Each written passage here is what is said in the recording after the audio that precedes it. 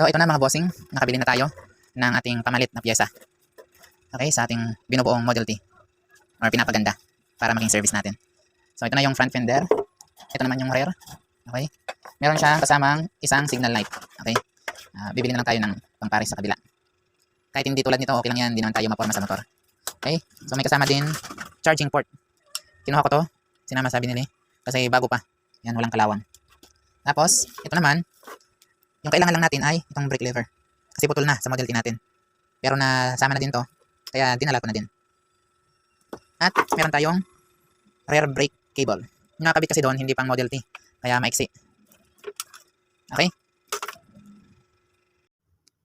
So, ito na nga mga boss. Narinisan na natin. Brake caliper. Pati yung mga brake piston. Dalawa kasi yan. So, nailagay na din natin yung brake pad. Buti na lang tama yung nabili natin. So, kasukat siya ng pang Wave 110. Euro Model T kasi yung motor natin. Okay? So, kakabit lang natin to. Tapos lalagyan ng brake fluid. Okay mga boss. Here we go again mga boss. So, banatan na naman natin. Bali, ilagay na pala natin itong brake lever. Ito, palitan natin yung takip. Nalinisan na din natin ito. Nasa bahay yung brake caliper.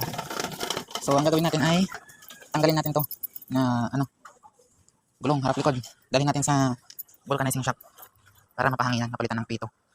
Okay? Wala kasing hangin to eh. Kalabas to. Yan, palisin natin. Okay. So, hindi siya matanggal ng impact wrench mga boss. Dahil ang tagal nga niyan. Pero meron tayong Mototech penetrating oil. Baka naman. Diba? Gumalaw na naman siya. Gumalaw na siya. Yan na. Tanggal. Sabi ko na eh. Diba? Solid. Mototech. Baka naman. Paulan na naman. Ayun o.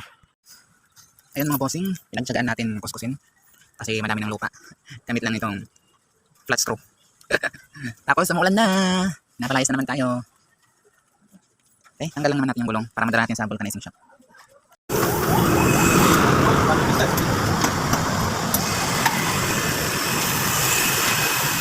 Ayos na mga boss.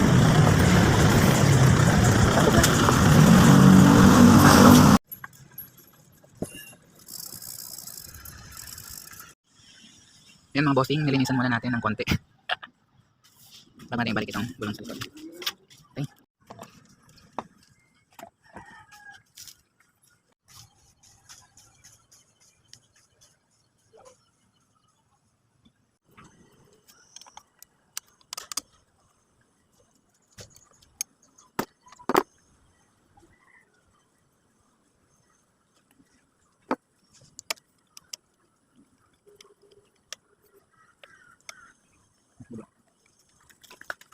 Ayan.